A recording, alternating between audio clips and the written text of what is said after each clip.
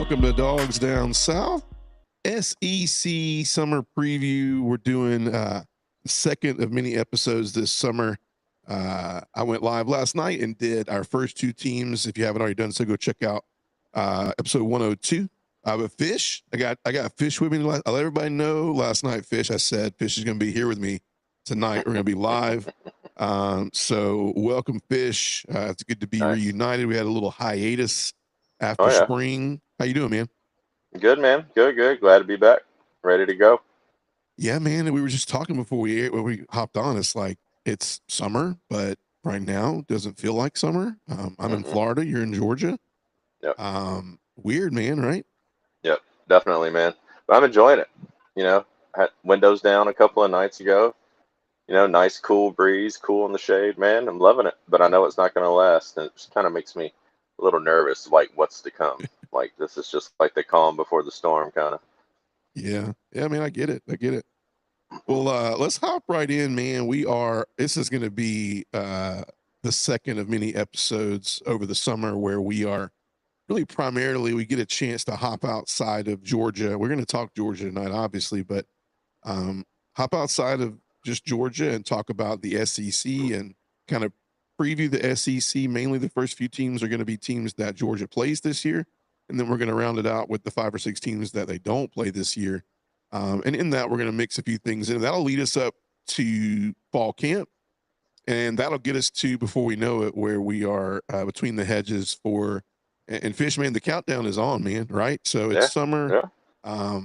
You know, you get that feeling, you know, that it's getting to that time of year where, you know, the grass is starting to smell a little different. I don't know. I'm making stuff up now. It's just getting to feel like. It all sounds good, though, man. Right. It all sounds good. Right. It's just getting to feel like it's going to be football season. But, man, let's hop right in. Some icebreakers, man. So, Fish, I mentioned last night, and I wanted to get your take on this. So, SEC Coaches Days, Coaches Conference, they call it, happened last week. And some of the big headliners is I wanted to see what your take was on this. What is your take on one of the bigger announcements that ninth game of the season now, right? That last game before rivalry week. Now, Greg Sankey is saying will no longer be an SEC fluff game, that we will play SEC football all the way up until that week. That was a huge thing. So basically 9 games added this year. And then the next year, that game before, you would say Georgia Tech, will now be an SEC game. Whereas now it's like in the past few years, it's been, you know, kind of a snoozer, right? What'd you think about that? What do you think about that added to the mix of what the SEC is doing? I mean, I like it. You know, obviously more competition. You know, the better. The more quantity. Sorry, excuse me. Of better games that we get, the better. And I won't have to listen to my radio guys down here talk about cash for clunker games. I don't know why it makes me grind my teeth every time he says that. But right. I mean, it's good. It's good for the game, and that's what we need right now. We need some good for the game with all the playoff confusion, NIL on Capitol Hill talks and things, and all of that nature that's going on right now. We need some better news. We need something good. Yeah. Speaking of that, that was the second thing they announced, right? There was a lot of talk about does this expand? Does this playoff expand to 24 teams, 32, 64 with a play-in? I mean, I mentioned it last night. I was like, we're going to keep on going. And one of the biggest things that I mentioned was Mike Elko. I thought I would vote Mike Elko in right now for SEC president. He talked about it. He said, well, you got to think about it. The ACC, the Big 12, and even the Big 10 before the last few years would love for this to go 24, 32. Why? Because it creates job security, right? Because in the NIL industry now, the whole look is like you can get a team in a year or two now, right? And so for coaches, that's unsettling because it's like, oh man, now I got all this money. I get to give it to players and make teams, and now it's a battle for the highest bidder. And oh, by the way, at the end of the day, what is the mark people are looking at for me to be performing or not performing? And a lot of these ACC, Big 10, Big 12 schools are thinking it's make the playoff, right? What do you think about? First off, do you think the 2014 playoff is possible? What do you like? Do you want it to stay 12? What do you think? I mean, 12 works. 16. even, I would say, wouldn't be the worst thing in the world. But 24, I don't know. Right now, it just sounds kind of more convoluted than anything. I mean, it's who knows if it's going to be good or not for the game, but it's just the more they talk about it and the more it gets pushed for. I mean, there's just going to be division and controversy. Like Sankey's going to put his foot down. He doesn't want it to go 24. The Big Ten guy is pushing for 24. More representation and all that. And I hear that. And quality football is great. Like we were just talking about, that ninth game is not going to be it. We're not going to play UMass next year. We're going to play Right. Mississippi State, Vandy, Tennessee, Kentucky, whoever, and I don't know. I just wish they'd figure it out and let's, pick something, stick with it, let's move on and enjoy the game. Because it seems to be more controversy than anything right now surrounding college football. Yeah. I mean, more or less though, the future of what that 24 and the number 24 keeps coming up, and I mean, like the first daunting thing I said last night, I was like, that just doubles everything going on, and the season already feels very. I mean, last year was like it felt long, right into Yeah. February. Like Well, we're it's not that used to 3 week that. lull, man. It's that Yeah. between the SEC or the champion conference champs and championship games and then the first round of the playoffs. There's or before the people who like Georgia had to sit for almost 3 weeks, three weeks and a couple of days between the Yeah. SEC championship and their first round game. And you come out Yeah. rusty, you lose your edge. Like that's the most important thing to me to fix. Yeah. Well, also, like, you got to look at what is. I mean, obviously, that's gonna 24 teams is gonna get rid of. It's gonna get rid of conference championships. I think it has to. Yeah. It very well could start the season earlier, or you have like a week 0. It may get some fluff games out of the way, but also when you look at, you know, what fluff games are per se in college football right now is that's how some of these other smaller schools not only that don't have NIL money, this is how they develop an athletic budget, right? So Yeah. you take some of that stuff away, but a lot of people are saying that like the SEC controls this because they're like the Big Ten is in, the ACC is in, the Big 12 is in. We obviously know why, because these coaches are like, yeah, I'm good for it, job security. And for people like, I mean, you look at the state of Florida and even Georgia, like Georgia Tech, Florida State, Florida, Miami, as of last year, but not before that. All Yep. these schools would have been begging for it because it's like, if Billy Napier, I mean, not that they would have made it, but could Billy Napier have saved his job going, 7-5 and making the playoff? Or, and I don't know how it'd be lined up, but it just seems like. So here's a question for you: like, what's an acceptable record? Like, what do you think 24 teams? Like, what kind of records are you seeing skirt in 23, 24 spots? Eight Like, and what do you four, think that looks seven and like? five. Like 8 and 4, 7 and 5. I mean, that's gonna happen. Right. Because of it would like guarantee seeds, guaranteed spots. This conference gets this many, this conference gets this many, you know, uh, like Notre Dame's thing. If they're ranked in the AP top 10, they're automatically in. Like that's stuff like more things like that, which seem like free passes more than anything. Like you don't have to earn it. And I'm sorry, college football and college basketball aren't the same. St. Mary's isn't going to squeak in at 7-5, line up against Georgia or Clemson or somebody that first week and beat them. Yeah. There's not going to be Cinderella runs because football it doesn't work like that. There are upsets every once in a while, like this team beats the best team in the world, but not like App State, Michigan, you know, Right. when's the last time something on that magnitude happened? Like it just doesn't happen with the same frequency. So I don't understand letting like the Conference USA and all that, in unless they're like 11-0, 12-0, because then it makes sense.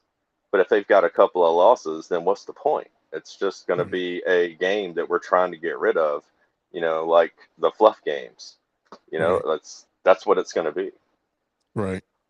And we really hit them all. Like, positives, a lot of people are saying I'm sorry, the concerns are regular season, does it lose value? And to me, Like, I don't know about you, Fish, but like I mean, don't get me wrong, making the playoffs and SEC championship, but we look forward to, the Georgia Alabamas, the Georgia Floridas, the Georgia Auburns, the Georgia Yeah, Techs, and the season and the camaraderie of the SEC and the home games in Athens and the SEC championship. That yeah, is that's a lot to me, and I'm sure it is to you as well, being a longtime Georgia fan. But like, you start to wonder, do those things exist? I mean, do we get to a point where, I mean, if we never thought that we'd be testing, you know, conference championships 2, 3 years ago, but are we going to be testing rivalries? Are we going to be testing? I mean, what's next? Is there no exactly. conferences? Like, it could go, if this continues to be driven by NIL money and just TV exposure, things of that nature. It just gets weird, man. I mean, the only positives, which I think people could ride the fence on, would be fan bases staying engaged. Okay, um, I'm not. Let me just pull somebody out of the hat. Like, I mean, let's pick on Florida. So let's say Florida goes 6-6 Always fun this to year. do. It's like, well, their fans are gonna like. I get what you're saying. Somebody explained to me the other day. They were like basketball and football. They were like, in football, like when you look at basketball and like you can't, like, you're just not shooting well that night, right? Don't get me wrong, the outcome's the same. You only get one shot. But if you're not shooting well, the offense changes a little bit. Maybe you go down to the big man a little more. Maybe you do these things, but still, at some point in time, it's still based off of a skill having to happen day in and day out. Whereas football being different is, if we're just not catching the ball, we have more options to go. Hey, are we running it? Is the defense scoring? No offense, in transition is the same way, but we're talking about chunk plays in football where 7 points makes a big difference rather than a steal in basketball making 2 points and then scoring 80 to 100 points. So That's right. yes, drastic difference, completely different sports, and I don't think you can compare them in that nature. But I will say too, it's like in basketball, you know, there's some physicality in it, man. But we're talking about putting on pads and hitting. You know, we're talking about playing 1 or 2 times a week, whereas we're still struggling with the decision to play once a week, and then this year you're only going to have one bye week, and a 9 game SEC schedule. So Yep, that's how right. much more? And I don't know, man. I mean, I guess they're just trying to look at it and go, well, we're paying athletes. They're looked at as professionals. Maybe we should start treating them like professionals. That was the second thing that said, is it going to feel more like the NFL? And are we rewarding teams with 3 or 4 losses? Like, we kind of already are doing that anyway. I mean, I think we could all say, depending on strength of schedule, there's some 3 loss teams that if you look at their schedule comes out right and they lose to the right teams, which is weirdly said, they could make the Hmm. playoff, right? Yeah, But maybe more like 4 and 5 loss teams. Because when you look at 24 teams, there's a good shot, man, because they got to find a way to get, Notre Dame's got to get in if they're in the top 25. I mean, they're going to have their deal. oh my God, so The stupid. Power Five conference. I mean, I don't know, man. These conferences get a special treatment. The Big 12's guaranteed to. The SEC's got to get the Big 10, because if not, the Big 10 and the SEC will back out of all media it just gets to be so political and Yep. so messed up. It's just like the playoff was a good thing to actually diminish systems that everybody felt like were failing, and now Yeah. we are trying to diminish systems that we feel like are failing. Let's go But back to the BCS, man. Screw it. yeah, Let's just go back and let the computers handle everything. Let's let AI do it. Let's let AI pick the top 25, and if you don't make it, sorry. I mean, we're close, man. I mean, are I, we? Here's the final question on this playoff thing. Do you feel like we're getting the right national champion every year? I mean, in the eh, playoff, they yeah, they had the 4 team, they had the 12 team. Like, do we feel like the past 4 to 5 years we've gotten the right national champion? I feel like. I mean, yeah. And I mean, I'm sure people are going to be like, well, yeah, you would say that as a Georgia fan. No, really, do we feel it like had we've gotten nothing the to right do with national that. champion? I Yeah, mean, you're gonna get favorable runs, or favorable draws, whatever seed you get.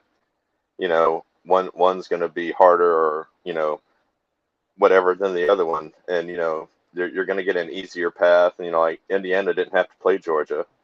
Like I wanted to play Indiana. I would have loved to seen us play Indiana, not Ole Miss again. repeat Yeah. matchups though are going to happen.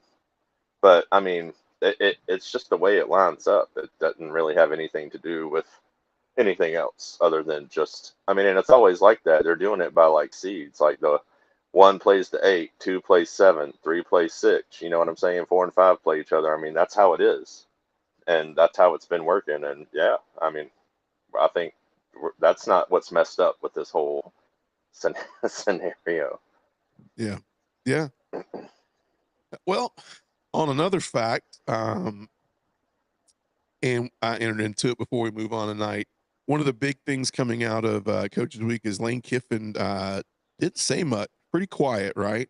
You would It think should this be. was a platform for him to continue his banter and things of that nature. But, I think for me, and I'll let you chime in on this before we move on. I think for me, I think some of these coaches are realizing this year that now they have these ponied up contracts, they have these ponied up NIL deals, and they've went out and bought players and wrecked the recruiting world and nickel and dimed it here and there and made stupid decisions and probably texted when they shouldn't to contact, do all this stuff. You can name all of it. And I think Meddling. some of these coaches are now going, wait a minute, we got to go out there and play this year, right? This is a different story. These NIL budgets are getting ridiculous. I mentioned that nobody is saying Sarkisian's on the hot seat, but why would you not be? I'm looking at Lane Kiffin with all the pressure on him with, you leave Ole Miss, you talk a bunch of crap, you get $40+ million to go spend money, 30 of it guaranteed. The other is going to be rev share, so we don't really know what that number is. You get your coaching staff. I think I mentioned Les Miles last night, which they may be paying Les Miles still, but Brian Kelly Maybe. was what I meant to say. But Yeah. hell, for all we know, they're paying Les Miles and Brian Kelly. Ed Ogeron, all of them Ed still getting a little Ogeron. I mean, something. Ed Ogeron's coming back. Did you hear that news? Was What team? hired by Lane Kiffin at LSU to be a Oh, special coach, a special coach, a special assistant to the head coach. I thought I saw something about I that don't know what that on means. the news the other day, but yeah, okay, that's I saw crazy. somebody be like, "What is he going to be making? Because he's still making money from I thought I was just LSU." So, late night watching Sports Center, and I saw something that I just got confused about. Like right before I went to sleep. nah, man, you saw it. Coach O, Coach No way. O, back in the Coach O in the building. A round of applause, everyone. I just had to try that out, man. We got these new buttons, man. I'm like, we got to do this stuff, man. Coach That's funny. O. Have you seen the Hummer commercial with Coach O, man? It's like, have you seen this thing? YouTube? Mm-mm. They did like a Mm-mm. Hummer commercial. It was like, the line is like, you get a Hummer, I get a Hummer, everybody gets a Hummer. And it's like everybody. Okay, I had to tell another joke, man. Oh my god. That commercial's real though. That commercial's real. Go check it out on YouTube. Oh, I will. Give It's Coach gonna be the O first some thing I do when we're done. Don't worry. give Coach O some looks, man, because if he's not selling Hummers, LSU's paying him $100,000, and it might be an addendum to what he's still making. Who knows, man? I have no idea. But to say all this, Fish, like, what do you think about? I mean, the pressure now. I mean, we replaced over. I heard the number is over 30 new coaches in college football this year. Dang. That's a How high number. much more pressure is on these coaches now? Because there's no longer a rebuilding year, is there? I mean, is there really? So how much pressure is on these coaches? And used to be when you get to a certain place, you'd be like, all right, you breathe a little bit, you unpack your house, your family starts to go to school and they start loving the place. And I don't know, man. Some of these coaches, I mean, they might need to just keep some boxes around. I don't know, man. What do you think about all this? It's all about who's available to, like what coaches are going to be out there when, I mean, loyalty still exists in some aspects, but I mean, now it's like, I'm sure Lane and LSU had some sort of conversation or something when they pulled the trigger early, and then towards the end of the year, everybody started pulling the trigger, and going after the same few guys. Because honestly, this year was actually kind of kind of a good year if you were going to fire your coach, to hire a new coach. Seemed Right. like there were a lot of hot guys, That sounds funny, but you know what I mean. Right. a lot of hot, you know, anyway, you know what I mean. Yeah. Popular coaches. Dude, Anyway, I'm getting all my sound effects in. This is gonna be dude, I great. love it. I love it. I love it. I love it. But you know, Yeah, I get what you're saying. it's just, you know, I don't know.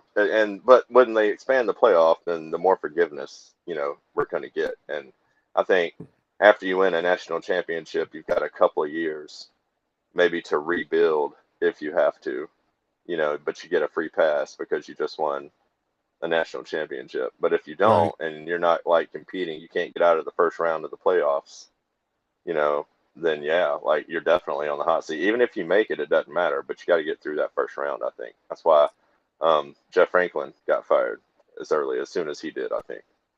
Yeah. Yeah. I, I'll ask you this just before we head into our couple teams that we're going to cover tonight. I said this.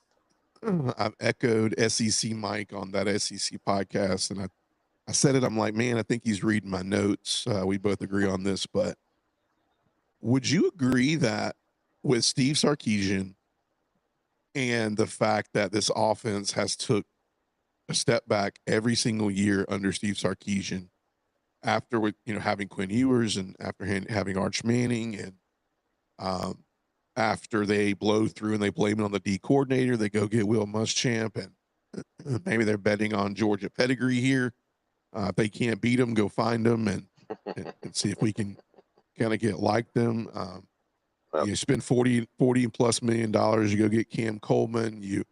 I mean, you had Ryan Wingo. You bolster the offensive line. You go get Hollywood Smothers. I mean, you do everything you possibly can to go out and say, look, this is the year. If Steve Sarkisian, let's just put it this way. I've got two questions for you. Number one, if Steve Sarkisian does not make the playoff, what do you think Whoa. happens to Steve Sarkisian? No, he's fired. Really? Texas has spent way too much money, dude. They won't return on investment, and they're not getting it. And I think they've given him everything they could possibly give him. There's no excuse this year. No excuse, especially not to make the playoff, not much less win the Natty.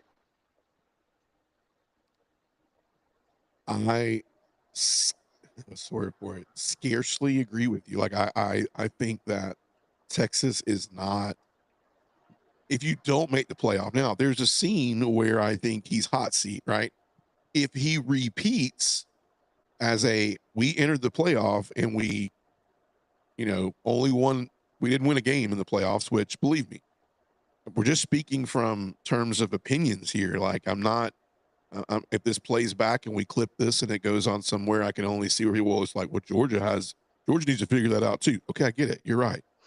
But like also Kirby Smart's not out there spending 40 plus $million on his players, right? Like if they go in and win one game, if they go in and don't win a game, is it hot seat or is he gone?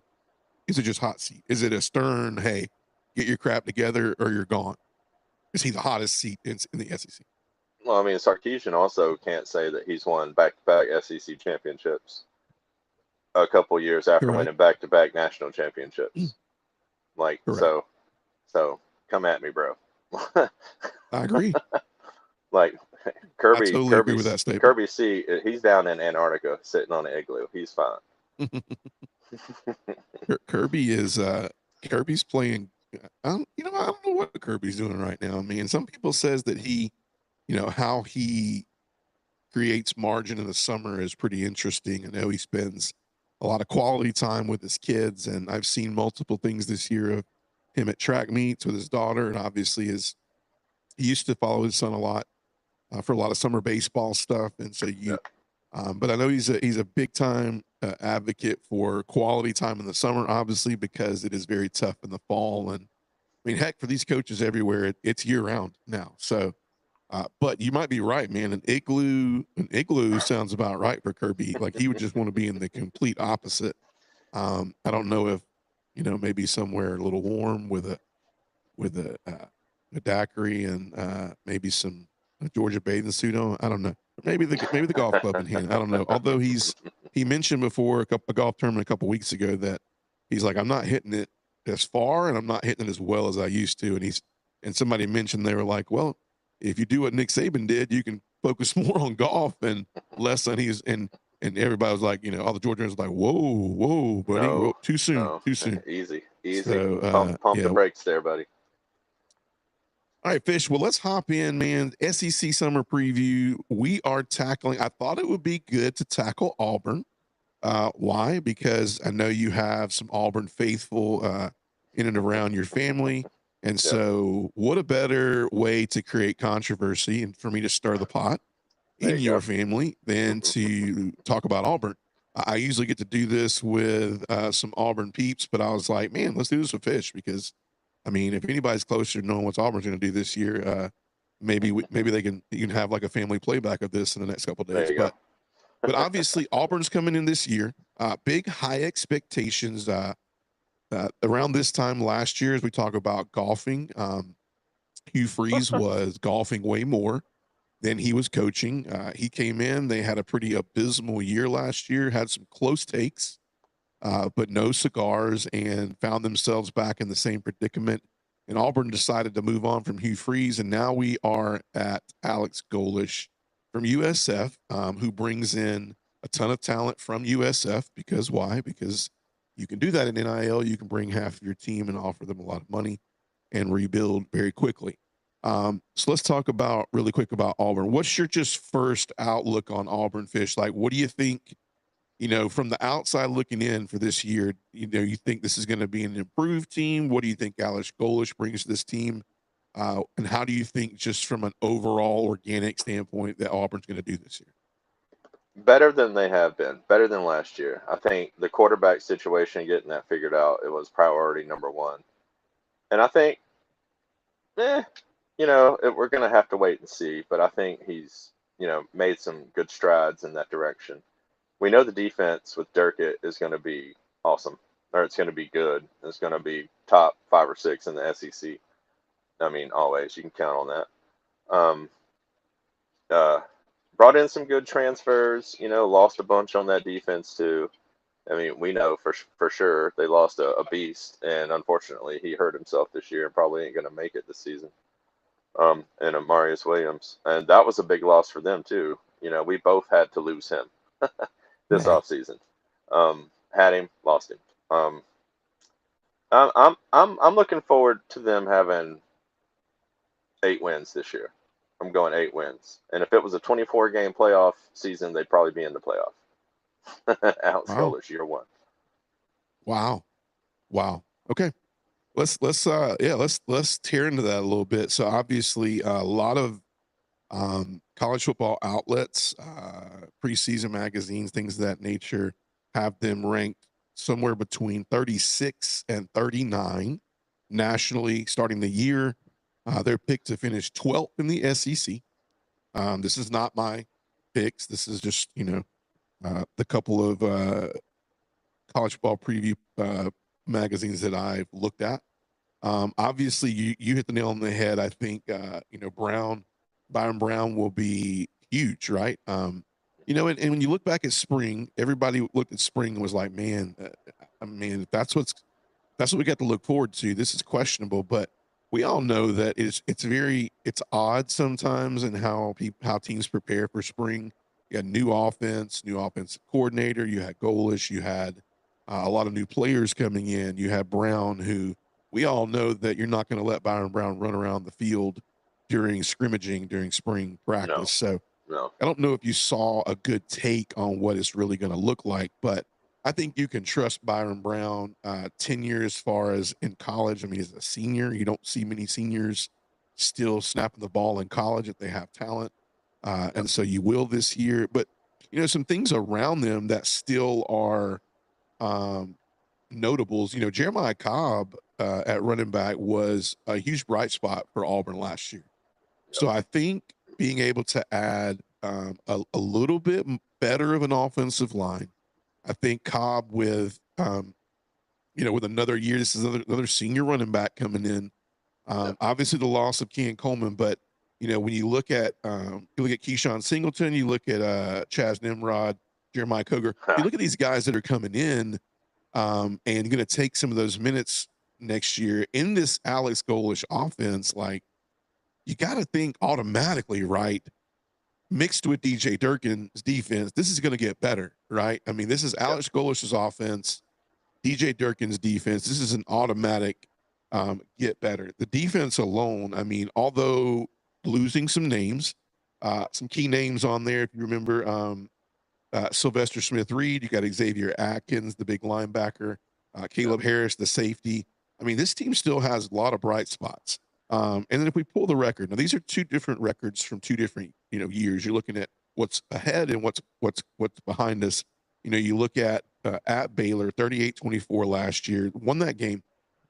But then they're going to play Baylor this year, and they should have got Baylor at home. And we've talked about this again, but opportunity to just start out Golish's career, down in Auburn. Big home win, prime time. Yeah. So awesome. It's not going to happen, but you got Baylor in Atlanta.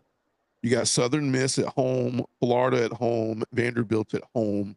Then on October 3rd, you're heading to Tennessee. On the 17th, you're heading to Georgia.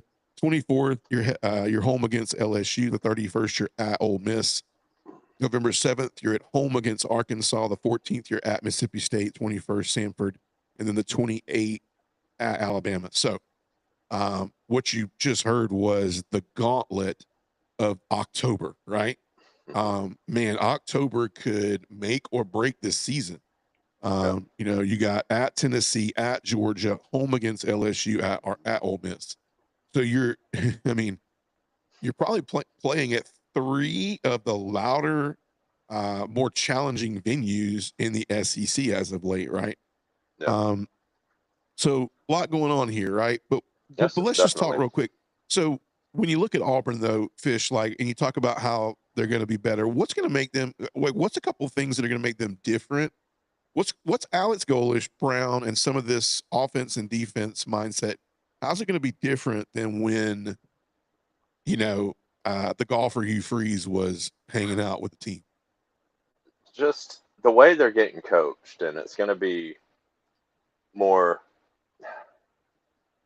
not strict, but maybe uniform, I guess. Like one mind, one person calling plays. That's already going to be big. Hugh Freeze, I don't know, sometimes he would just seem lost over there on the sideline, and he would just, like, the camera would hit him, and then he'd just be, like, somewhere else, Right. like his mind, like he's just in space somewhere, Right. and he's not really, like, he just loses focus for a minute, and he has to shake his head and come back to reality and regather his thoughts and everything, and football moves way too fast for that, and I just think his offense just, he had a few good years at Ole Miss and, Liberty even before he went to Auburn, right? Wasn't it Liberty that he was at? Yes. Yeah. Yeah. So, but it just didn't work out for him. Jackson Arnold was a terrible, terrible, terrible decision. Like, he seemed to have gotten worse throughout the season. Like, nothing really worked for them, except the defense. And the defense, as good as they were, could not save them from themselves, ultimately in the end. But Jackson Arnold's still playing, man. He's going to be starting for Dan Mullen in UNLV this year. Crazy, really? Right? Wow. Yeah. Watch him go out there and just be like 4,000 yards. I mean, do you ever think that Hugh Freeze is like, why did I leave Liberty? Yeah. I mean, I think a lot of people, a lot of Auburn fans feel that same way too, probably. I mean, he's probably like, okay, like, I can go out there at Liberty and I can just win 7, 8 games in a conference that winning 8 games is doable, if not more, every year. Yep. School that is still admiring him for the fact that he was a big-time D1 coach and big-time D1 offense at Ole Miss and all the just everything going for him, man. And he's like, yep. You bite off the, I guess what you would call the college football Hollywood banter. You go take a stab at it, and here you are, right? Just didn't work out. I feel bad for him just because too, his health problems were a thing. Yeah, We sure.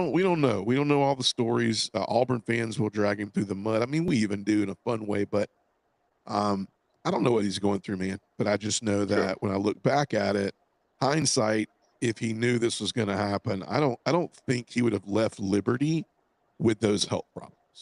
I No, don't I I don't don't think think he so would either. have. I think he would have stayed. I think him and his family would have called it a day, and he would have. I don't know. He would have coached at Liberty. Maybe went from there and coached high school football somewhere, and uh, maybe just went to the booth. No, And that no, could be the way he's going. Who knows? I mean, we might see Hugh Freeze in the booth in the next few years. true. I mean, They that's gave what Russell Wilson a job, so sure, why not? man, Russell Wilson and the quarterback who hung around too long and the coach who coached too less. I don't know. Way, dude. Um, but let's seal the deal here. Adding to what you were saying, like I personally think that two things. I think there's never been more pressure on Byron Brown. Why? Because I think that you know Auburn for a long, long time has been trying to find the offense, right, that will Mhm. get them to where they need to go. Um, in my humble opinion, I think that that's where it's going to stem from this year. Can Byron Brown, can Alex Golish get the offense where it needs to go? And they're trusting that DJ Durkin and the defense can continue what it's done in the past. And if it hits, this could be a good year Mhm. for Auburn. Do you think so? First off, before we hit there, the season totals and what we think they'll look like. Do you feel like this is a year where Auburn could vie for a playoff? Is that what I heard you say? Well, I mean, if it was a 24 game playoff, that's what I was saying. Like if we were extended, you know, because the criteria is going to be a little different. But no, not year one, 12 game playoff. No, Yeah. no, not at all. I mean, who would we call them? Like, I mean, could they be the Indiana of? I mean, dude, Kirk Signetti. Here's another thing. I don't mean to go too far off topic, man. Do you see where Signetti is on the front cover of 27 for the $100 edition or whatever the big edition is? Signetti, man. Really? Yeah, I won't him be and a buying bunch that of one. like athletes behind him, and I'm like, sure he only got that because Kirby turned it down, right? I'm sure, right? That's Had to got to be, be right? the only reason. That's got to be the only reason. It's the only Had to only be. reasonable explanation. 100% had to be. All right, let's go through the schedule real quick. September 5th, Baylor. Um, Uh, I got him. I got him beating Baylor in Atlanta. I mean, I feel good about that. DJ Lagway, but you get a first chance to see Dave Aranda defense versus this Alex Golish offense. Neutral site, Atlanta. There'll be a lot of Auburn fans there. I got him yep. winning that game. I got him beating Southern Miss. I got him 2-0 at home versus Florida. Now, here's the crazy thing: is if they can beat Florida at home, Florida's interesting, right? Because I do feel like that Auburn was trending towards Summerall when Yep. Florida was trending towards Kiffin, right? That was word around So the campfire. what do you call it? A little bulletin board material for Yep. for for Auburn to be like, hey man, like this guy didn't believe in you, right? He wanted the Florida job all along. So you got Florida coming to Auburn. This place will be nuts. Yeah, it's gonna be nuts. Like if they're 2-0 playing Florida, um, you know, at Auburn, the plains is going to be nuts. I can see this being a night game. I Oh, can it better see, be. yeah, man, I can see It the better be. ghosts Especially if coming they beat out. Baylor week one. If they beat Baylor, it's definitely going to be a night game because they'll be 2-0 riding into that game. And Right. what is Florida's first two games? They'll probably be 2-0 too when they get there. Yeah, Florida will be two. Florida will be two. This could be a great scene, man. I mean, two Summerall versus Golish. These coaches could have been at, you know, different schools. I mean, the only Florida would know, but I bantered around with this last night. I was like, when Golish to Florida is not off the beaten path because he recruited that area right down in Tampa very well and had some really good teams at USF. I mean, we're going to see half of them this year at Auburn, but Yeah. um, So I don't know, man. And it could stack up really well. But let's play around a little bit. Let's say Auburn does beat Florida. I think they can handle Vanderbilt at home. You got a Florida team going down on October 3rd to Rocky Top you got an Auburn team going down to Rocky Top on October 3rd, 4-0, right? And then we get even regardless of if Auburn's 4-0 or they lose to Tennessee and 4-1, then they come to Georgia with either a 500 record or, for all we know, 4-1. And so it could be. I say all this to say the Georgia game is going to be a pretty interesting game because I think it could send. I think it send Auburn to where everybody thinks they will be this year, which is middle of the pack, back into the pack, or they can kind of put them towards that way, right?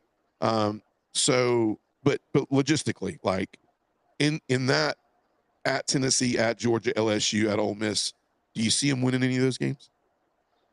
Well, I definitely I have a little personal interest in this because I would love for them to be 5-0 going into Georgia because I'll be at that game and I want it to be a night game because I'm taking the kids and I want it to be their first Sanford after dark, experience because it's going to be nuts, But realistically, 4-1 I think is where they're going to be.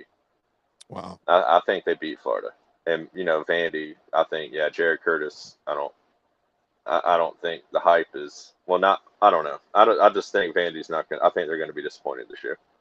But I would love for them to be 4-1 or 5-0 going into into Athens. LSU, who knows? Because we don't know what we're getting with LSU yet. At LSU. Is it at LSU? At LSU. See, that's a little different. That's a gauntlet, dude. You got Sanford Stadium, Death Valley, and Rocky Top in the same month. Road games, dude. That's tough. That's like Georgia's road schedule a couple of years ago. Yeah. Let's get real, man. I mean, let's call it like I think that most people are calling it, because we're going to probably go back and we're going to pick these games later on, right? Yeah. So by then, we're going to be like everybody else. We're going to be able to see them, things of that nature. But I think they're 3-1 going into Tennessee. I think they lose that game 3-2. I don't know though. I mean, I couldn't say. If I had to tell you the one that's up in the air for me is at Tennessee, because right now I don't know what Jim Knowles. I mean, Tennessee's going to be interesting when we go through Tennessee because I'm the ones that are like, what has Tennessee shown us? They don't have a quarterback. I mean, they have a lot to talk about with this freshman coming in. I think his last name's Frazier or something like that. Jim Knowles' defense, running back returning, Heupel.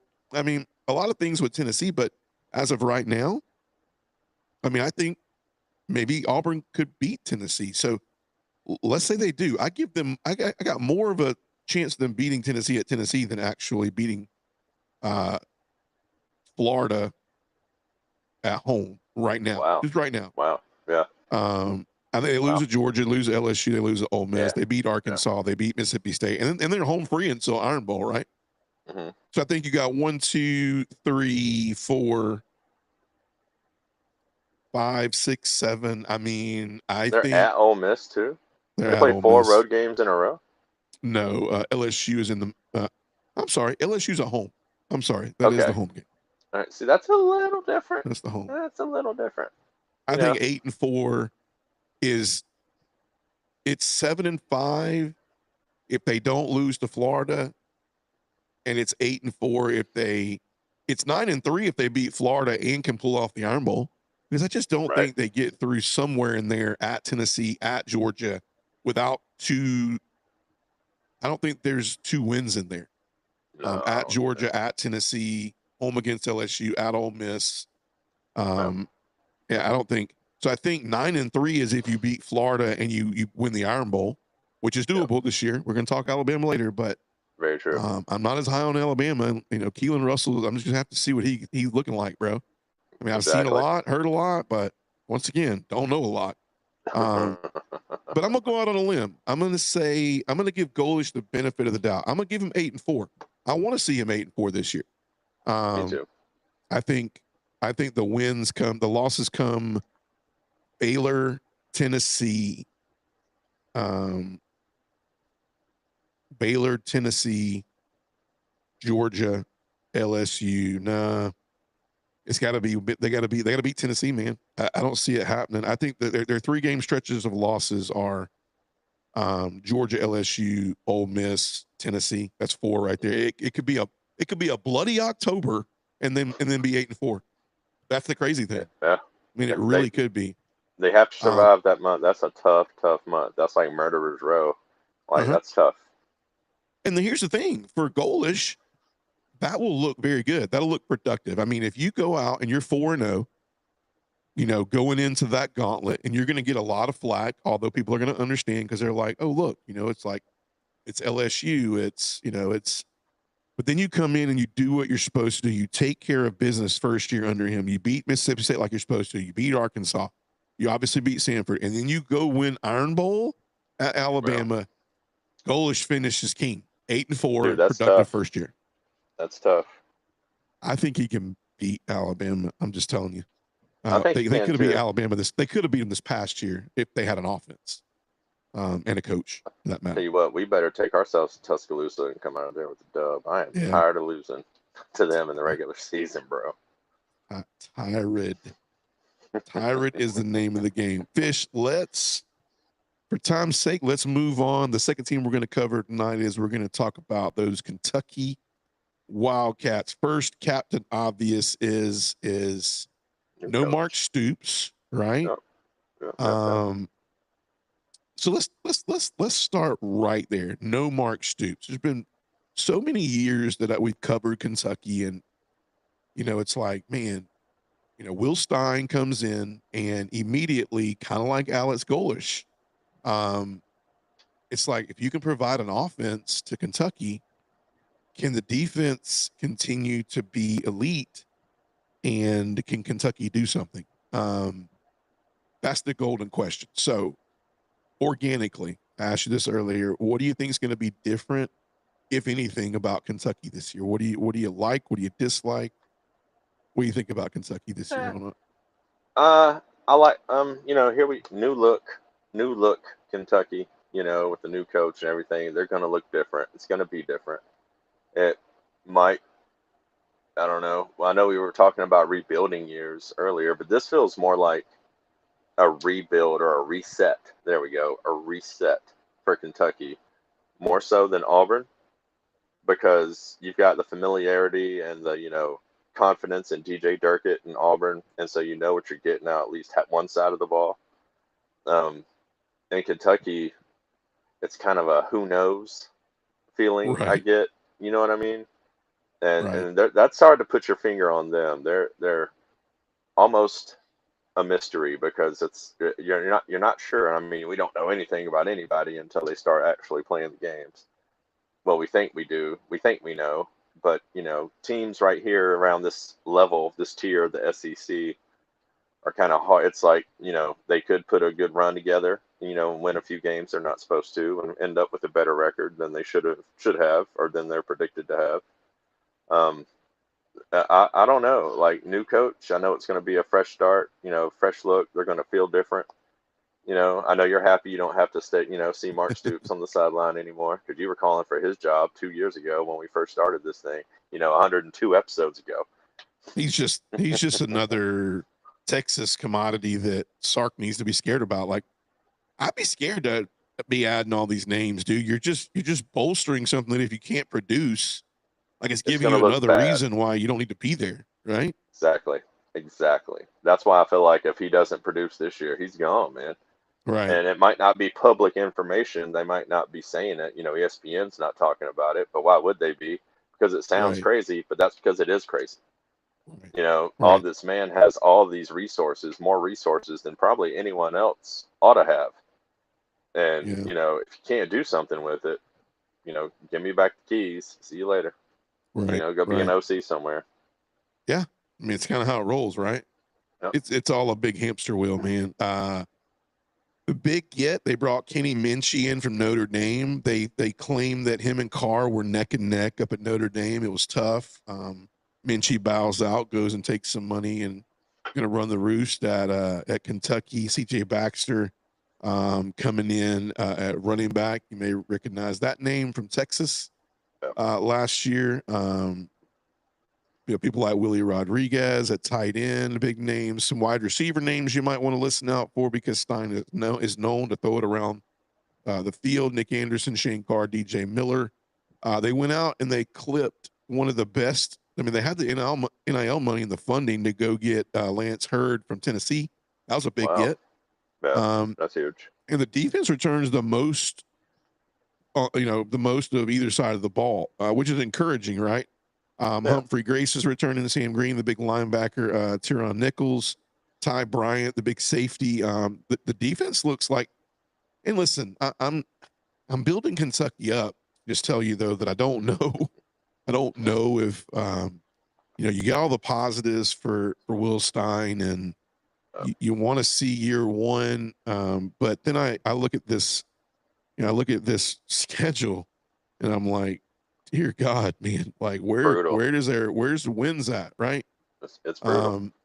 Youngstown State, you got Alabama at home, you got to go to Texas A&M, South Alabama, at South Carolina, LSU, at Oklahoma, Vanderbilt, at Tennessee, Florida, at Missouri, Louisville. A lot of ats, right?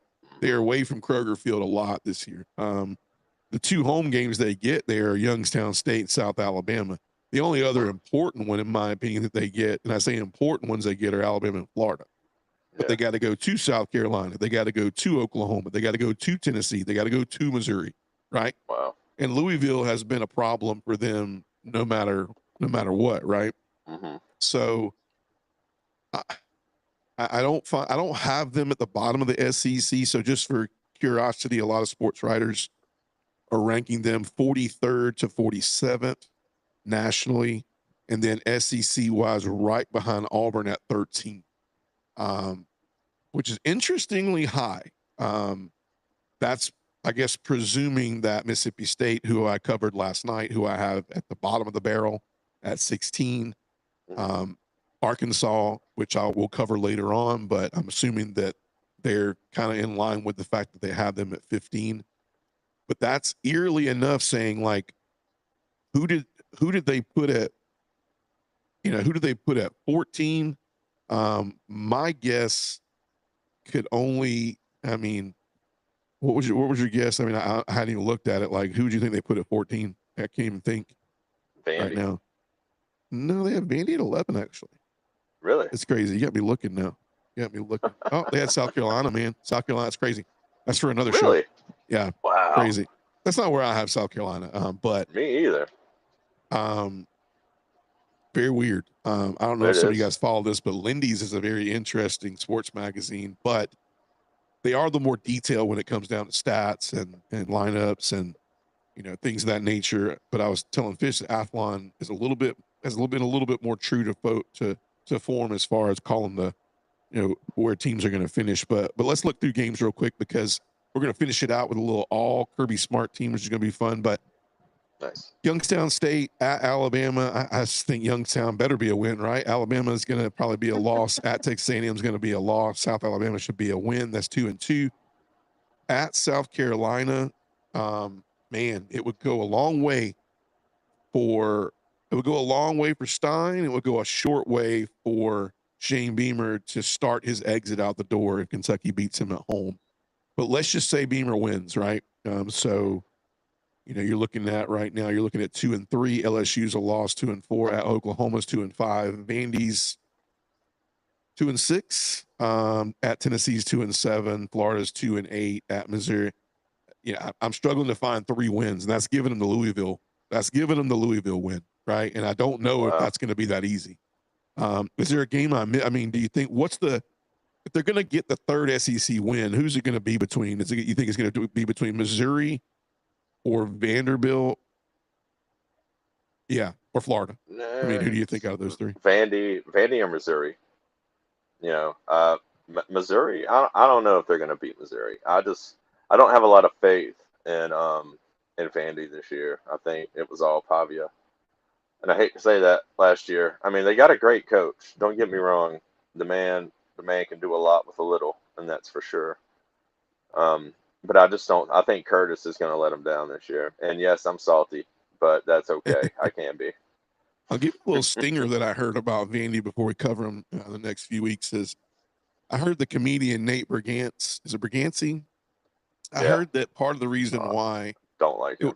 yeah, it was another like layer of NIL, and I don't even know if it's legal, but I heard that he told him, "Hey man, come to Vanderbilt. I'll put you in a movie. I'll put you in there. We'll do this." And apparently he's in a movie that's coming out with Nate Bergant. Is it Bergancy or Bergantz?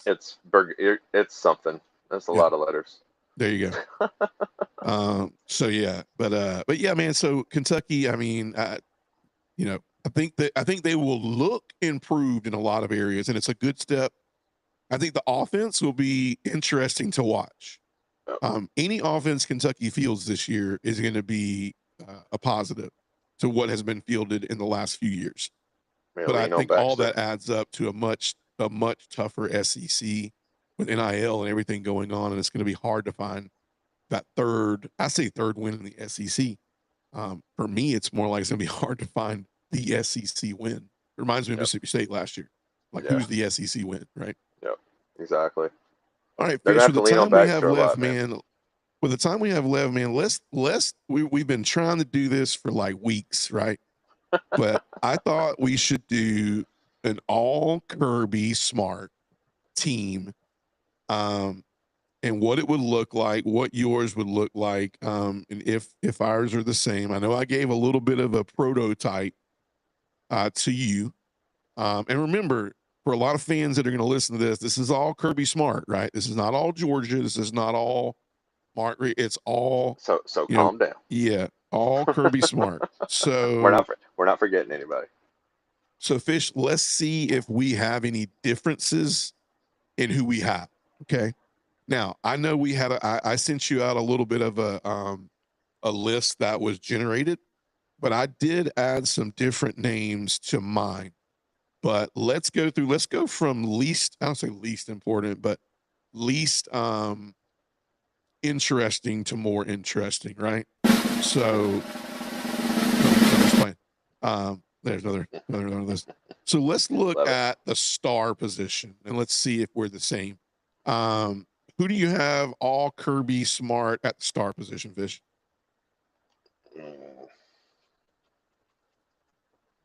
Remember, I know this hurts you, man, because it's all Kirby Smart. And I know the Georgia fan you are. You're like, I know who I'd want there. I mean, Tyke Smith is a good one.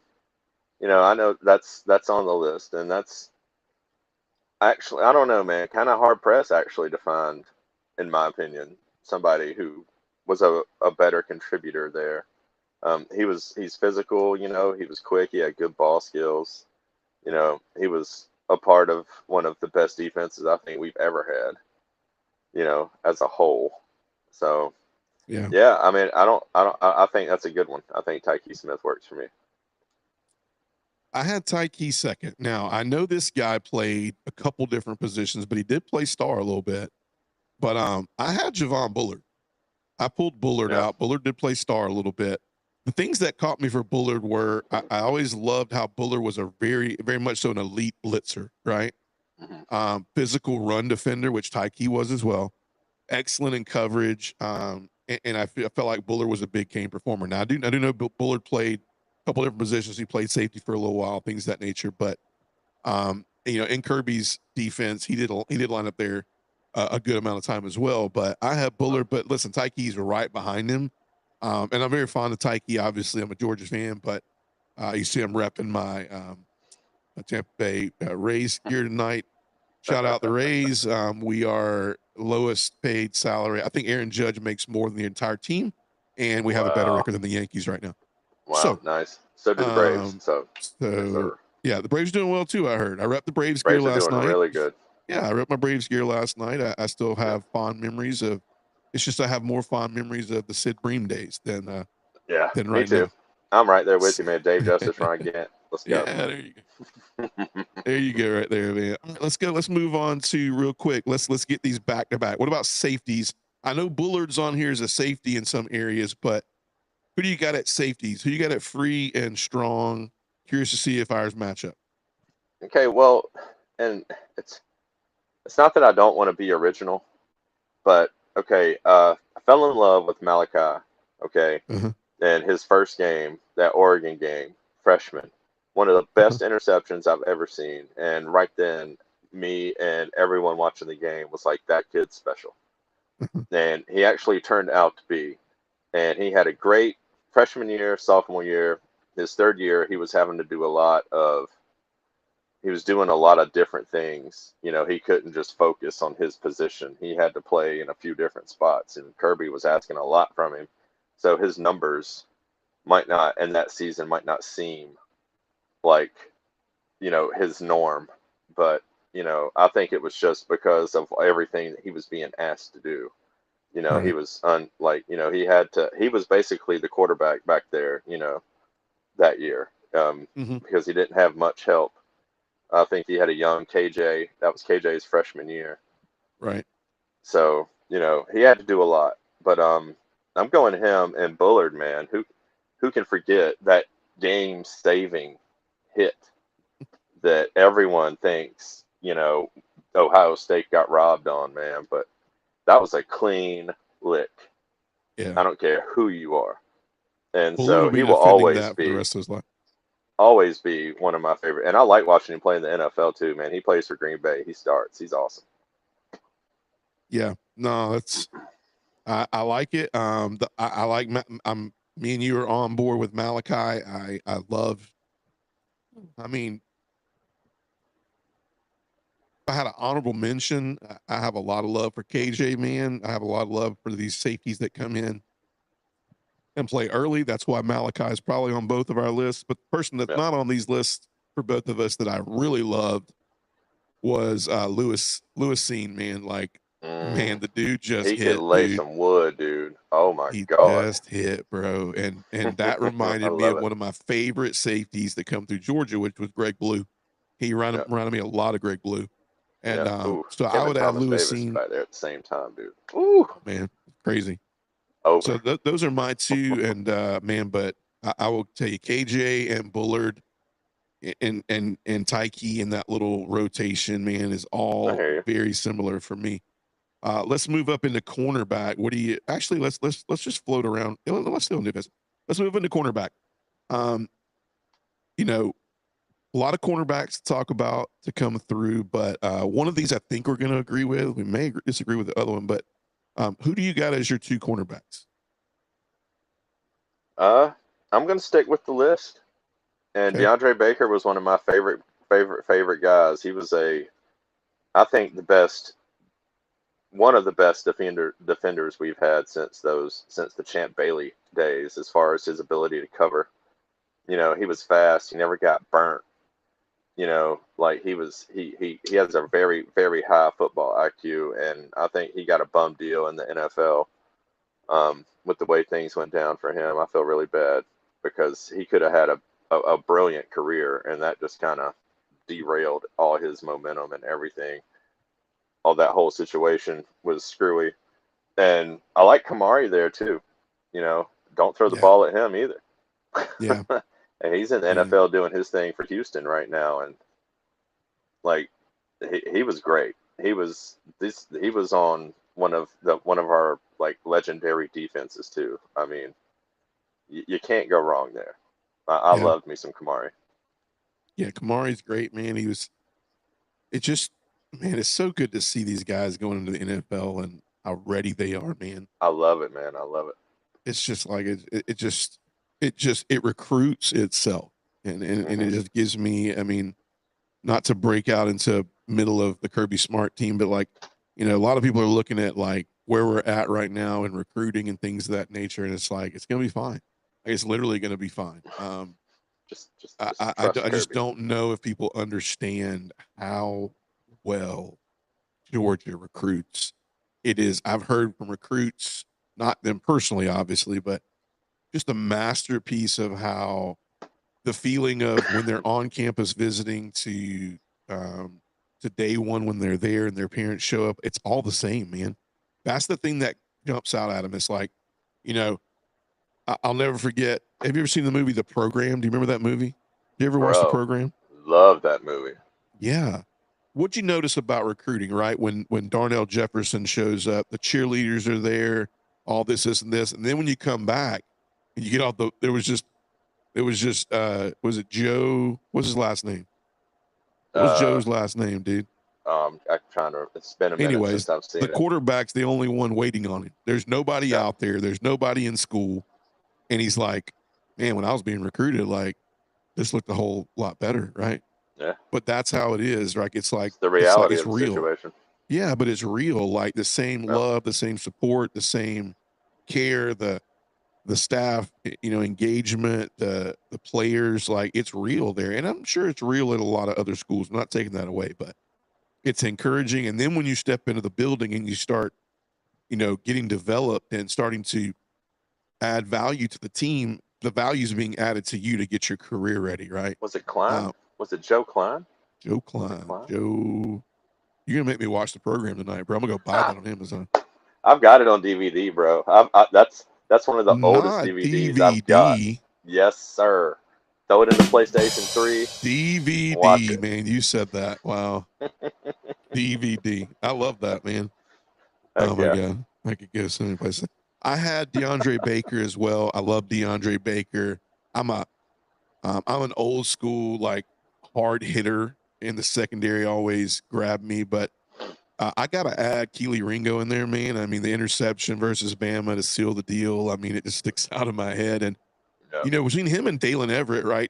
They were guys that came in so high potential and, they hit a learning curve where they had a couple rough years, right? And so to see Dalen finish out how he did and Keely to be a big, one of the big things I remember is when he made that catch and everybody was like, what in the hell are you doing? Like, get down, get down, get down. And he's like, and he scores. Kirby's And, jumping up and down, yanked his yeah, visor off, telling him to get down, and he just, nope, I got a clear path, coach. I got, the crazy. convoy out in front. I'm good.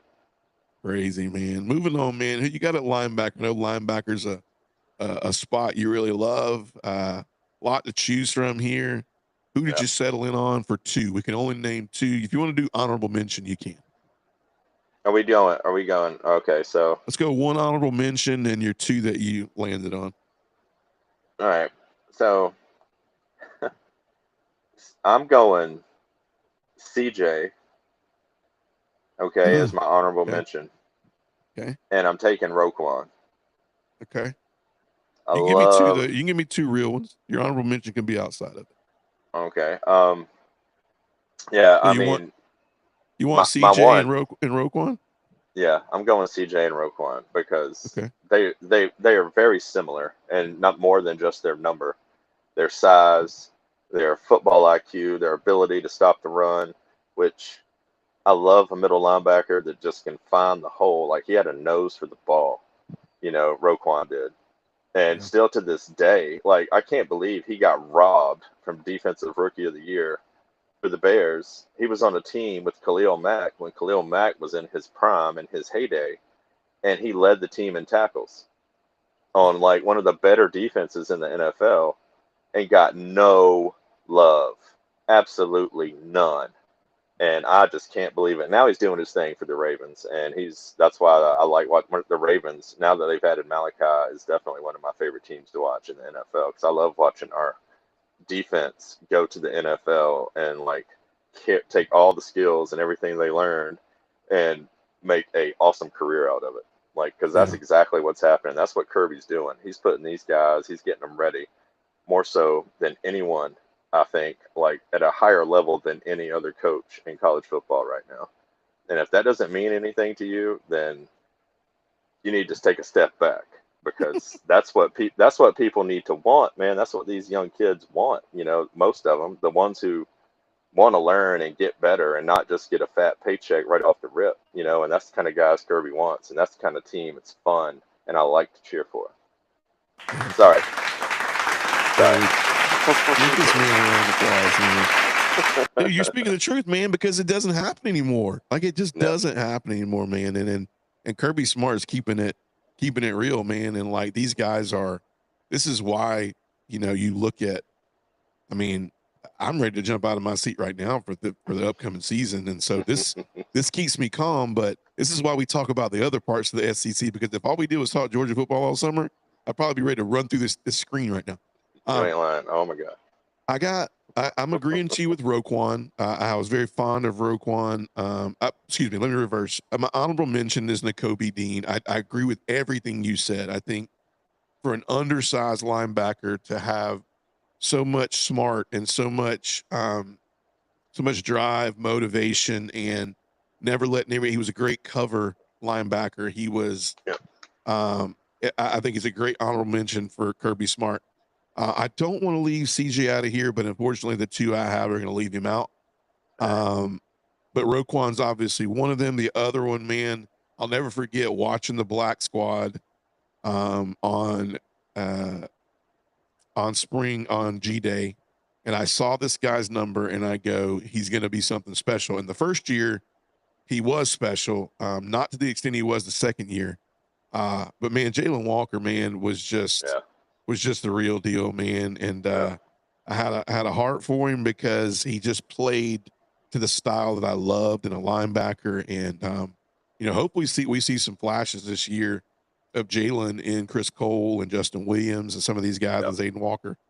But yeah, man. So that was a tough one, and there's so many more, man. I mean, that I can go back. I mean, we can name linebackers for days, man. So let's move on. Let's talk. I mean, we could even, you can calculate Nolan Smith in there, who did play outside linebacker a little bit.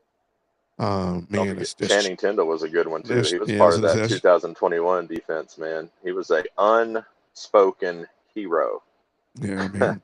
Because the man had some top level speed, and he could flush creep quarterbacks out of the pocket and make them really uncomfortable. He's a guy. He's like my number 2 or 3 honorable mention. Has to be.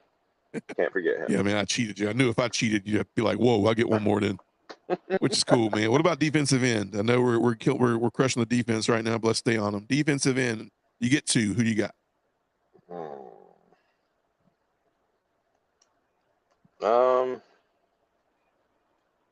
See, this is kind of a tough one. I don't know, because of the way the defensive line works. You got edge and you got defensive end. Yeah, I cheated a little bit. I mean, I used Jalen Walker, even though technically played edge, but technically also in that scheme he played outside linebacker. So I tell you what, I mean, you put it however you want to. Well, like Ojulari, like I see him, he's here on the list, and he was definitely more of an edge than an end, because he would be in a 2, standing up and not down, in the 3-point stance coming off the edge when he blitzed. Right.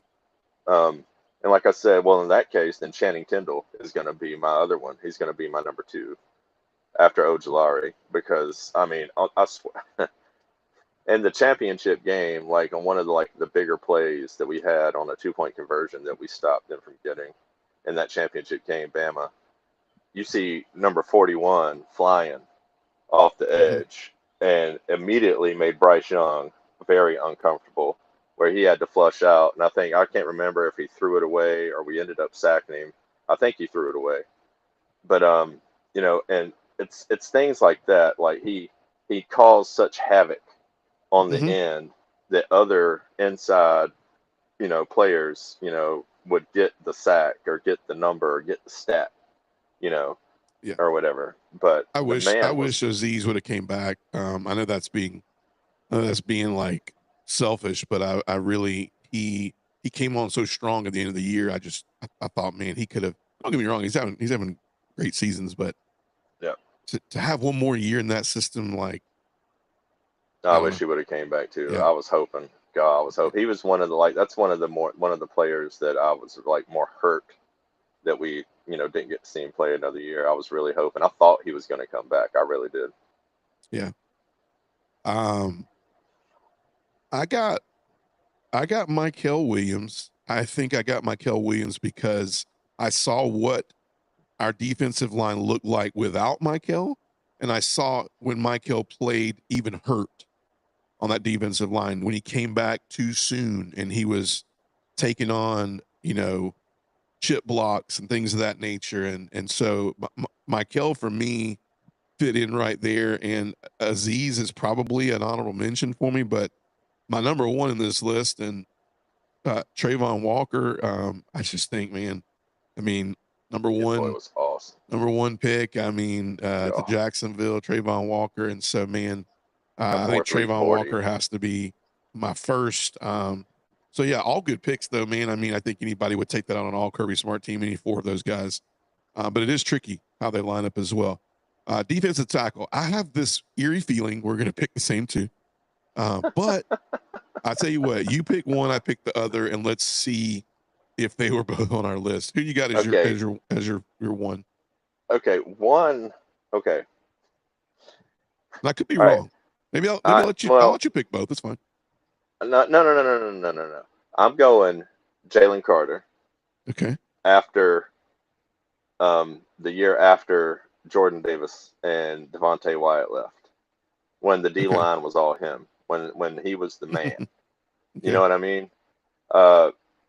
When I'll never forget when he in the SEC championship when he got to Nussmeier and just picked him up and was like, "Yo, like, what do you want me to do with this?" Like, you know what I mean? Like, I love that, man. And Yes. like that's Yes. Yes. but that's what he did all year. Like, don't get me Yeah. wrong, it wasn't just the 1 or 2 games; it was all year.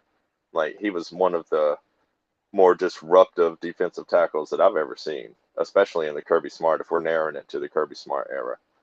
I mean, he was unusually quick for a defensive lineman, and he wasn't the tallest guy, but he was built like a freight train. Like he was strong, he was quick off the jump, off the snap. He had good Yeah. swim moves, good spin moves. Like he could just very disruptive. One of the most disruptive defensive tackles I've ever seen. Yeah, man. No, I agree. So so if I'm hearing correctly, just make sure I got the two names. I know you got Jalen. And you said Jordan Davis. Oh, Jordan Davis. Yeah. Yeah. Me and you have the same exact. I don't think there's any two right now. Until after this year, we'll see if Yeah, who's going to vie for that. that's right. So all right, well, I mean, that's a solid defense. Let's tackle offense real quick. Uh, Offensive line will go a little bit quicker because we're just going one of each. So let's start out with let's do this. I know I know we got two guards, and let's do a center, let's do a guard, let's do a tackle. Um, who you got for center? How about this though? How about this? Let's just do top three offensive linemen. Period. Right. Mm. Make it interesting. Let's do top three offensive linemen. Um, and I'll go first in this one. We haven't. I think we may have the same ones, but I will say that Andrew Thomas was one of the biggest prize possessions, if you want to call it, for Kirby Smart when he was, him and Sam Pittman were, starting to get this line to play at an elite level. And then for me, like, man, like this is tough, but um,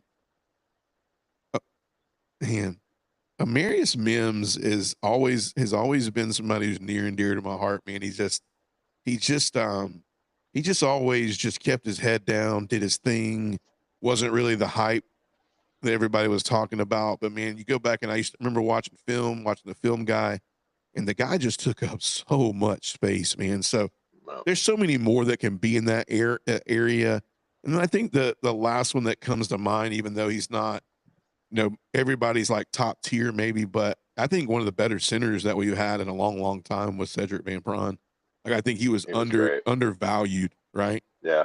Um, so I mean, and you can don't get me wrong, you can go a lot of different ways. I think we could probably do five offensive linemen, but those are three that stick out to me as an all Kirby Smart team. Who do you got? Three offensive linemen. No. Well, and I'm leaving. You know. Okay, so I agree with you on Andrew Thomas. He was really good, really a great tackle. Really good, really quick feet. If the man was blocking had your blind side protected, then you didn't have to worry about anything. Um, which I think is why some of our quarterbacks had as much success as they did. Um, I'm trying to go off list a little, but it's hard because Solomon It's a good Kinley, list, man. It's a good list. bro, Solomon Kinley was a beast, Yeah. and still is a beast. but he was great. And plus I love the name. I like Solomon as a first name. I think that's awesome. Hmm. And I'm a bit of an emotional picker too. Like, oh, I like this guy's name, I like this guy's number. But that's just who I am. Um, Solomon Kinley was great. Solomon Kinley Yeah. was great, and you're right about Van Pron because that's a very, very important position, and it's one of those positions where if you do your job, then but you never get a lot of like praise, no matter how good you do your job, because if you do your job, you're just doing your job, because that's what you're supposed to do. Yeah. And I hate that for centers because center is one of the like probably the most important position on the offensive line outside of the tackle, the blind side tackle. Hmm. Yeah. It's hard, man. There's so many good, and you also have to be like, man, like you start thinking about offensive linemen, and you're like, bro, wasn't there more? And there are. I mean, you could have gone. I mean, guys we got drafted just this past year who are going to do big things. But Yep. what about special teams, punt return, kick return guy? Who you got in that box? Um, I'm picking recent for this Okay. one. And if he had been on any of these teams, our championship teams or previous teams, even the 2018 team, with Sony and Nick, Zach Branch, Hmm. because that's my daughter just latched onto him like my 9-year-old. Like that's her favorite player. Favorite player. Went to Hmm. the Kentucky game. He had a good game, and I don't know what it is. I don't know if it's because he's a little guy. I don't know if it's because he was number one. I don't know, but she loves him. But at the same time, you can't deny that the man, you know, and I always worry about fumbling punt returns, but that's one thing that this guy didn't do. Like Hmm. he held on to the ball. He got us a few yards. I mean, a good punt returner averages what, like 8, 9, 10, 11, 12 yards, something Hmm. like that. Like it's not, you don't need 20, 30 yard averages, to be a good punt returner. And that's what he was. He didn't fumble and he got positive yards. Yeah. Yeah, man, it's hard. I'm very. This one was a hard one because I was like, I know I got to go dig a little bit, right? It's easy, to go the most recent, but I went and I grabbed this one, the human joystick. You know who this was? The Isaiah McKenzie. I went and pulled this Yeah, from a ways back, man, and he was under good. Kirby, like I just remember 5'8", just I shifty. saw something about those little guys, man. I'm telling you. Yeah. And that's why it was hard because I was like, man, I was like, Zach, him they're kind of the same. But what I remembered about, Isaiah McKenzie was also, was he was brought in to just return punts and kicks, and they thought that would be the extent of it, right? And he ended up going in there, and being a huge addition in the wide receiver room, which obviously we know Zach Branch was brought in to do both, but heavily to be at the wide receiver position. So Yeah. I went off the beaten path a little bit with that one because I just remember how much I just really I liked Isaiah McKenzie. I went pretty deep. That was back in um, the early Kirby Smart days. So all right, It, let's it, move it, on. We're it, gonna get to the meat and potatoes here. it's Shall hold on. I just we? want to say sorry Yeah, before we. I'm sorry. go ahead. I can't talk about Georgia returners, and I know we're talking Kirby era. I know. But I just want to give a shout out to Brandon Boykin, Brandon who Boykin, man. Yeah, is the all-time best return guy that Georgia has ever had. One of the Brandon better Boykin. ones, one of the best Yeah, ones. Loved him, man. Loved him. One of my all-time favorite Georgia players. I know that's not what we're doing, but I just had to say that. I would be remiss if yeah, I didn't mention my guy. yeah, man. That's what was here's a quiz for everybody. Who was the short guy who every year, man, he had these insane G Day games with these returns, punt returns, and he never could crack the lineup at receiver. And he finally transferred out. I cannot think of his name. It's going to be on the tip of my tongue, but when I say it, you're going to be like, "Yep, I remember." I think you wore 87. Let me see here what we got. Shortest player number. It started with an M, I think. Mahughes or something. He's got a name that once you hear it, like like because I had forgotten about him. Then I was watching the game this year and I heard his name, but I can't remember what school it was. But Dang, yeah, I know who you're talking about, but I can't think of his is name. it Malik? I'm gonna look it up. Oh, I'm gonna look it yeah. up, but it's on the tip of my tongue. I think we can all just say this one at the same time. Tight end. Shall we say it at the same time? Brock Darnell Bowers. I Washington. mean, Wait, I mean Brock wait, Bowers. I like Darnell, Me but too, but I no, don't think no, I'm anybody sorry. would. I'm sorry. I don't think if you put the multiple choice, there might be one person to pick Darnell, but yeah, Brock Bowers, man. I mean, I can't even. I'm hearing about how the Raiders and this new coach from Seattle's coming in talking about just how crazy, insane, talented that Brock Bowers is, and Yeah. man, I hope that Brock Bowers comes back towards this way. That's all I'll say. And when he Um, gets ready to leave I Las would love it. Vegas. All I right. would love it. So three receivers. Three receivers. We're in a little speed up mode here. Who you got? Three best receivers to come through in the Kirby Smart era that you like on the all Kirby Smart team. Who you got, Fish? Number one is AD, Okay. biggest playoff performer. Always had a touchdown every playoff game he played in at Georgia and Texas. Touchdown.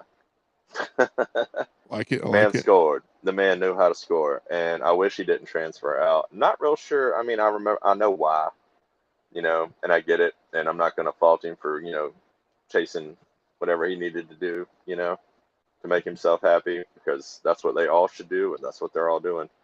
Um, AD number one, easy. Lad number three, and number two is kind of tricky because I like George Pickens, but I didn't like his not attitude, but the antics, I guess. He kind of cost us in a couple of games with some, 15-yard penalties. He also made Yeah. some huge catches in the national championship game against Bama. He made a couple of really, really, really big catches for us. Yeah. Hard not to say him, but number two is hard.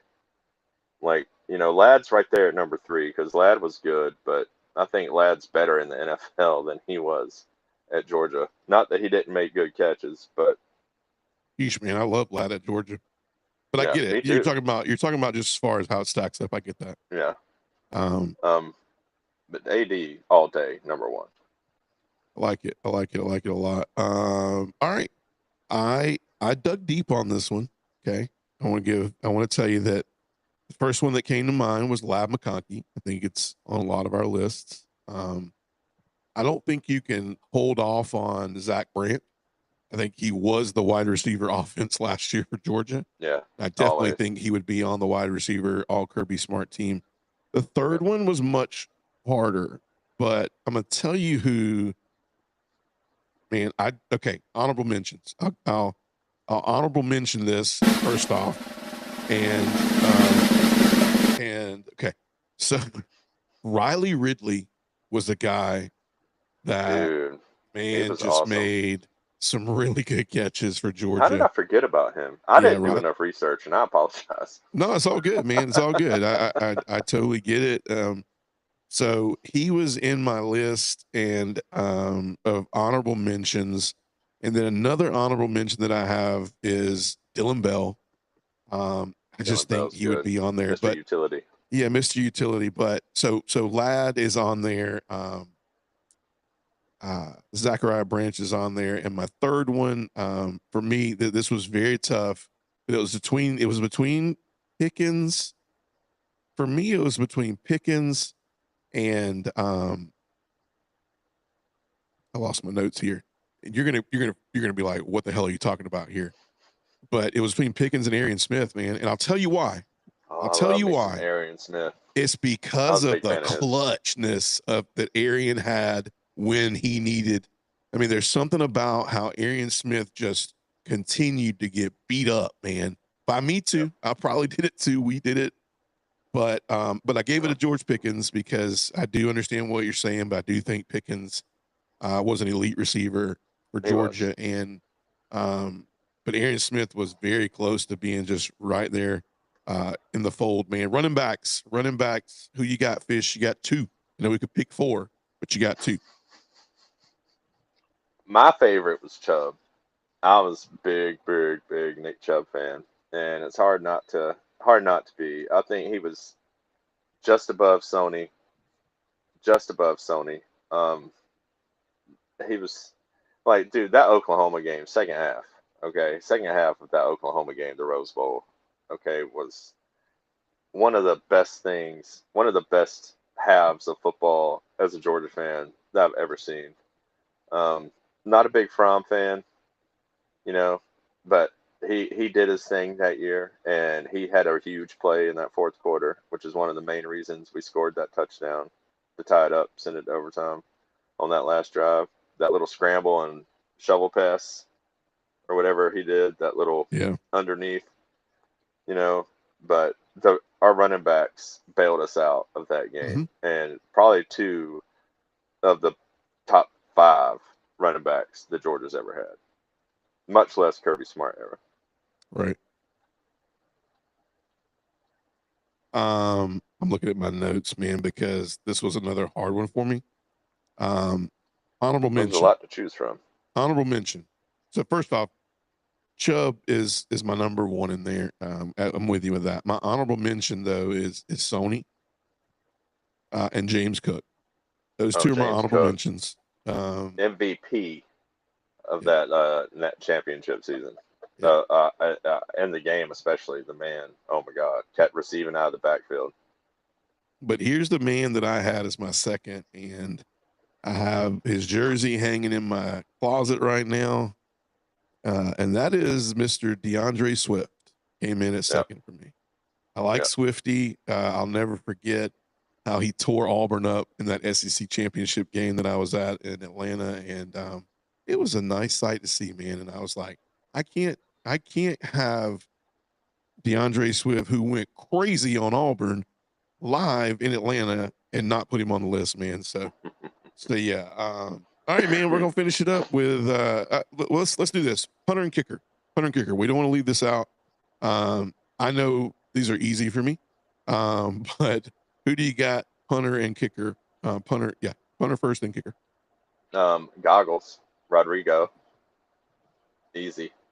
Might not have had a stellar NFL career. You know, he's giving it another try though, and I hope it Uh-huh. works out for him this time because the man he's got talent, and Yeah. none better. One of our outside of Kevin Butler and Blair Walsh, I think probably the best kicker that Georgia's ever had. Top three Yeah. right there. Um, Punter. Oh my God, his name is escaping me right now. Was it Camarda? Yeah. No. Not Jay Camarda. You just about Nizelak or No, the Thorson? guy, Thorson? Thorson. Thorson. The Aussie. Yes. Okay. Yes, the Aussie. Yeah, that's mine. The That man Aussie. could boom it. And if he Yeah. hadn't gotten hurt in the SEC championship, I think when he came back the next year, I think he was off a little bit. I think the injury kind of messed him up a little bit. Took a little bit away from his game. Yeah. I'm gonna be honest with you. Like Thorson and Camarda to me were a tight race. But I still think Camarda goes down as one of the best punters in the Kirby Smart era. But yeah, I mean, of course, Thorson would be honorable mention right there at punter. And yeah, I got Hot Rod, man. I mean, you can't. Everybody had a 99 jersey, man. Right? Nope, wrong number. Right? He was 98, right? 98. 98. What the freak am I thinking? Jordan Davis was 99. 98. I used to remember because it was 98 Braves, right? Yep. Yeah, man. So and then quarterback might be controversial. I don't know, but Nope. who you got?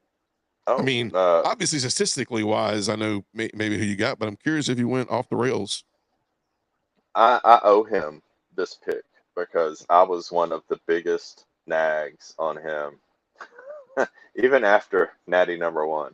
Okay. Like I was hoping he was going to ride off into the sunset after that, and we'd be gone, and I wouldn't have to worry about it anymore. And then he came back and won another one, and I don't know anything. So Stetson Bennett. He didn't go Carson Beck. Never. Yeah, him and Jacob Eason were right there Oh. neck and neck for number one, bro. This sucks, man, because let's just say we have two picks.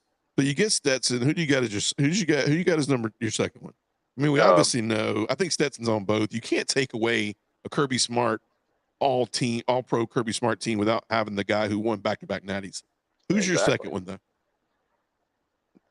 2018 Jake Fromm.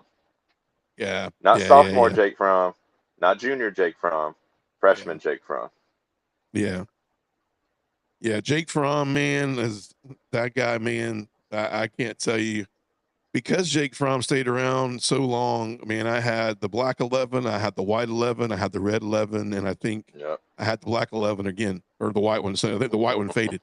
So I had it again, man. But that's why it was hard, man, because I'm like, I get it. We should have won it with Fromm, obviously. We had that game in the bag, man. Busted coverage.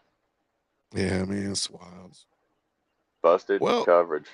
One of the best safeties to play for Georgia, and one of the interception leaders all time for Georgia. Didn't he break Kirby's record? I can't think of his name right now. He was number 24, and he was the guy who gave up that touchdown, 2nd and 18 or 2nd and 26, whatever it was.